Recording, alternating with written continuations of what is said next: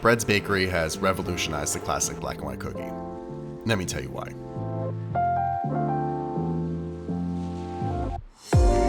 It all begins with a laminated croissant-like dough which gets laid out, going between black and white. One layer of dark cocoa powder and one without. That gets laminated one more time and then cut into cookie shapes. It's brushed with a little butter and then gets a salty bread's-on cookie with chocolate chips placed onto it. It then gets sandwiched together with another layer of the dough.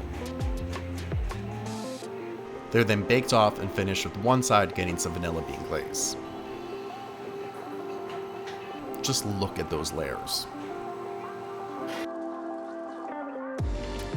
I mean, this is absolutely next level.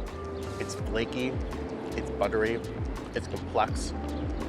It's a black and white cookie just like a bajoom. Totally different.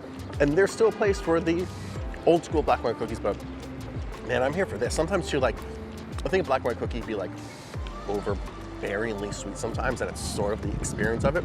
This is really nicely balanced. I'm just gonna sit here and eat this in the park. It is an ideal situation. My God. Oh, I promise you, go eat this now. I find that when you eat black and white cookies, some people like eating the white side first, some people eating like black side first. I like to interchange between the two.